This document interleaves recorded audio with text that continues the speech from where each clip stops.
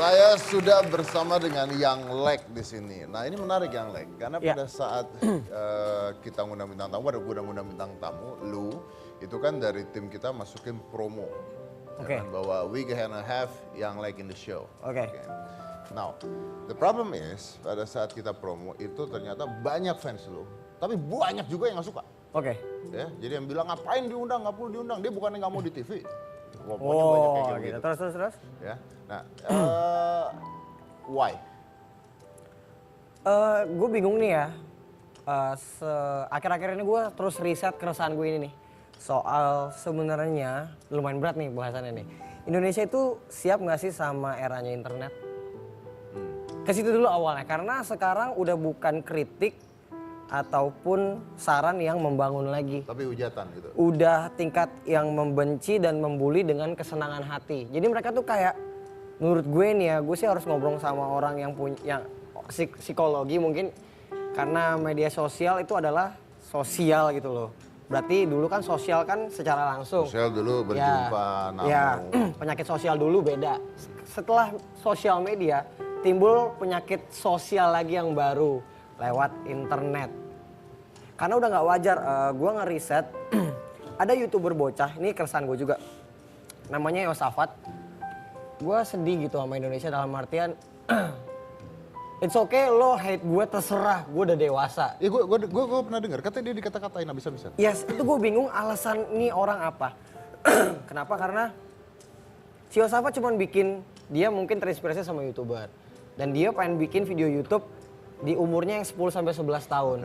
Nggak ada salahnya dengan kamera jelek. Dengan keterbatasan dia lah ya. Yes, cuma niat dia itu nggak kayak umur gue 11-12 tahun mungkin masih main di rental PS. Tapi 11-12 tahun dia tahu cara bikin konten. So it's good. Ya, so it's good. Cuman komennya bikin sedih.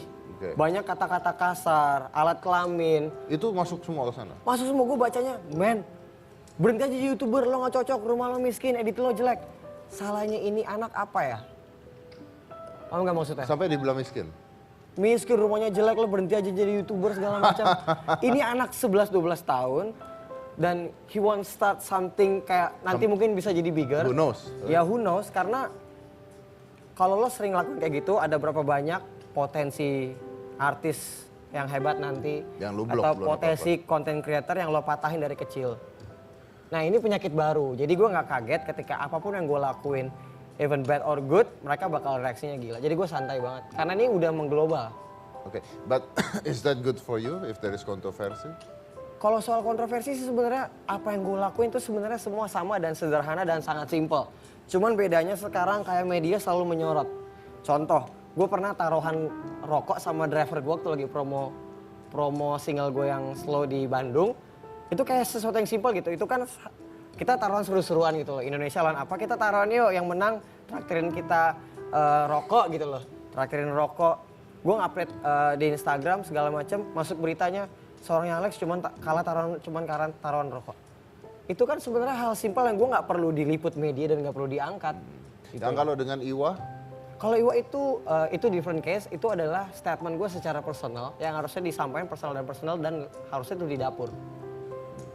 Dan mungkin gue kurang tahu ya gimana permainannya media pada waktu 4-3 bulan lalu. Jadi gue cuman jujur aja dan nggak semua dapur sebenarnya boleh diungkapkan. Dan itu sebenarnya statement harusnya sih oke-oke aja. Okay, it's your opinion, right? Yes, kayak contoh misalnya aku ngomong sama Mas Didi tuh gini, menurut aku tuh Mas Didi jelek gini. Terus harusnya itu nggak masalah kalau disampaikan personal. Oke, cuman karena akhirnya digemborkan oleh media. Yes, But dan it's not you yang gemborin ke media. bukan. Oke. Sama satu lagi sih kayak seharusnya tuh kayak harusnya ada gimana ya, sebelum berita naik atau segala macam harusnya ada konfirmasi dulu, cuman langsung dinaikin aja.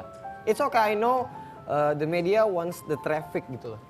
Cuman nggak masalah sih, dalam artian ya harusnya ada izin aja, cuman nggak apa-apa juga. Yang berlalu biar berlalu, gitu, yang baru akan datang. Oke.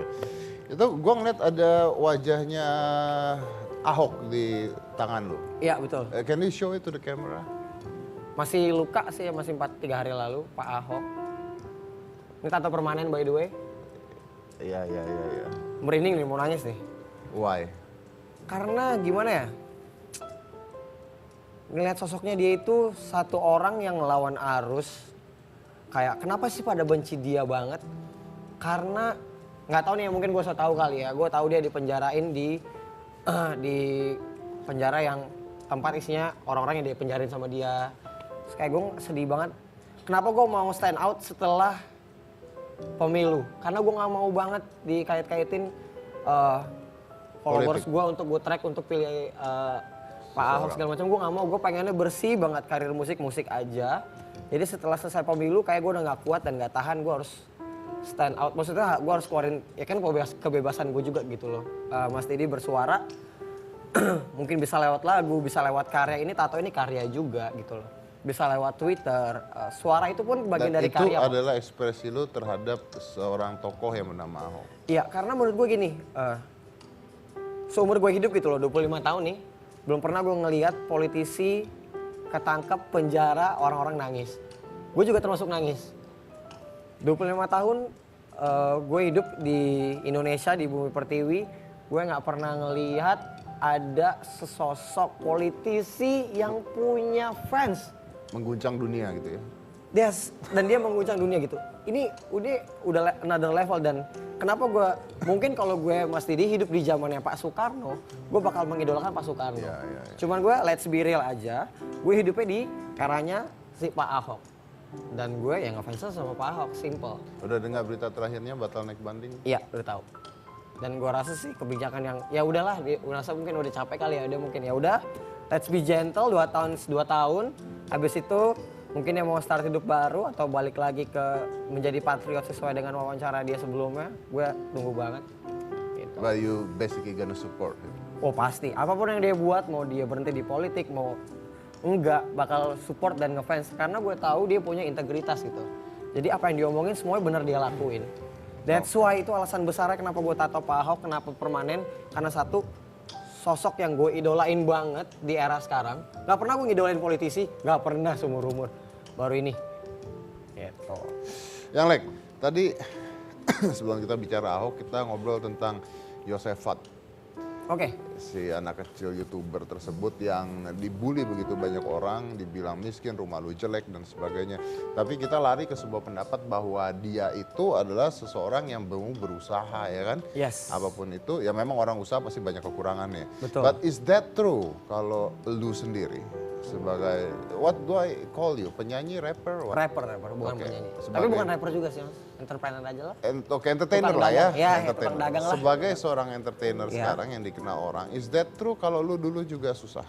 Oh iya dong. Gua dengar lu pernah jualan nasi uduk. Betul, dari SMP. Reseller gitu, reseller. Intinya kemauannya gede, gimana caranya ya. Sesusah apa? Sesusah apa ya? Sesusah gue tahu kondisi orang tua gue, cuman mampu lah, nggak susah-susah banget. Cuman gue tahu batasannya, dalam artian gini loh, bayar sekolah bisa.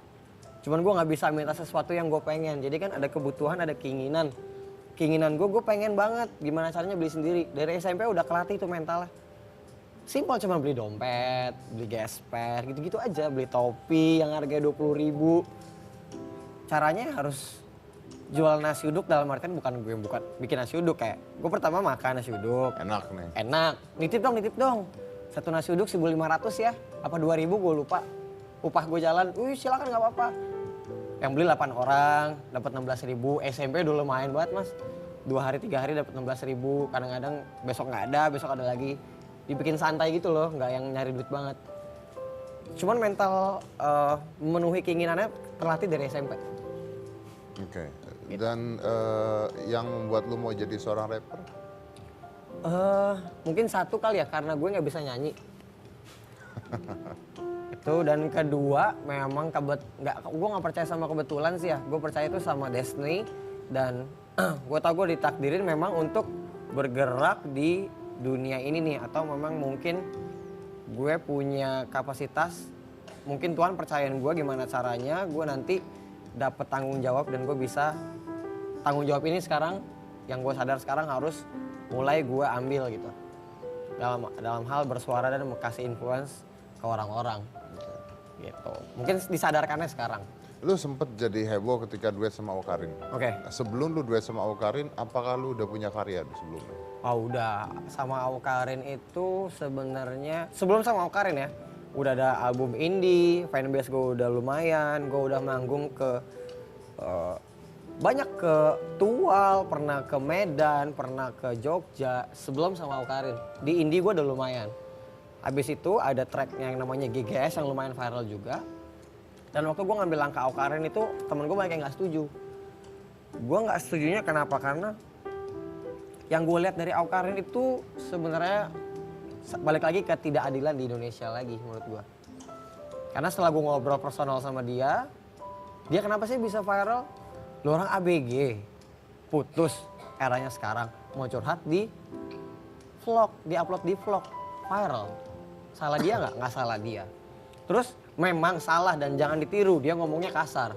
Tapi salah dia nggak? Nggak salah dia. Harusnya kalau mau disalahin adalah platformnya gitu loh.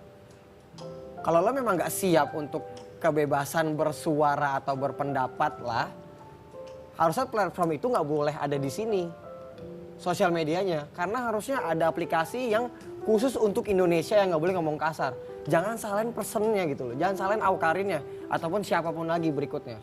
Selain adalah platformnya nggak bisa menyaring, harusnya ada aplikasi khusus Indonesia. Contoh misalnya Snapchat atau Instagram khusus Indonesia. Misalnya harusnya seperti itu. Jadi maksudnya harusnya difilter sama platform?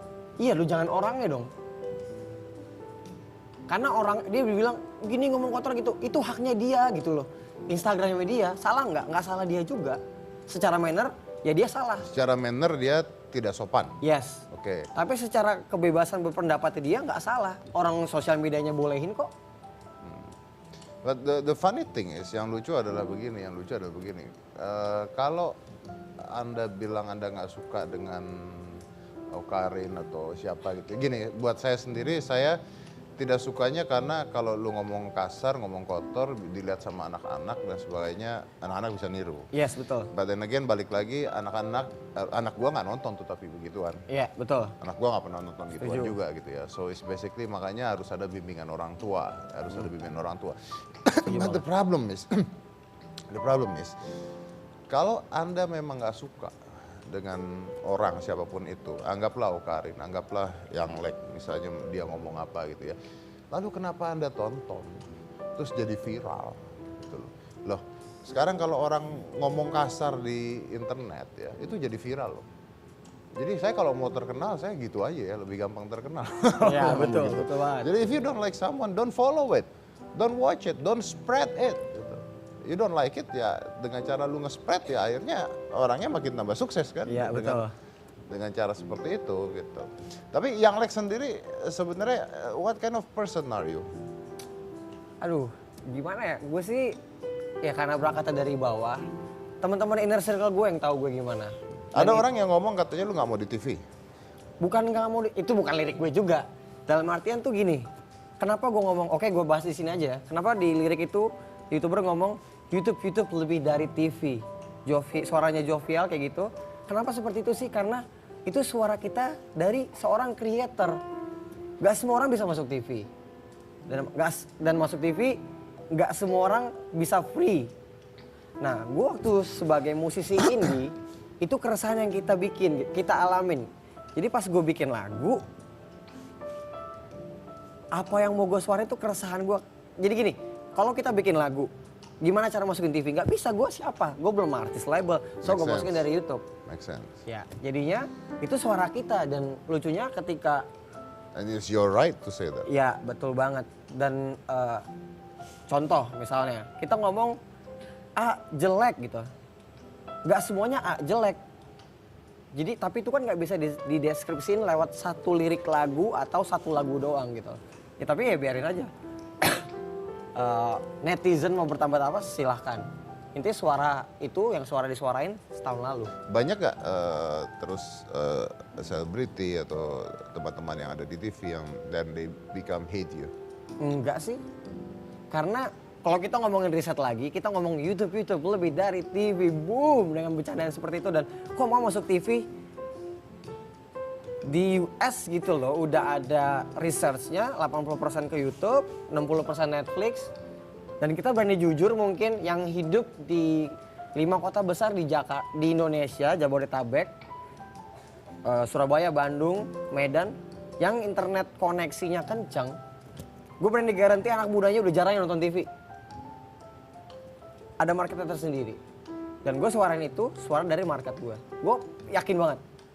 Gue yakin banget mungkin Aska udah gak nonton TV lagi. Ya basicnya dia nonton gua aja di YouTube akhirnya.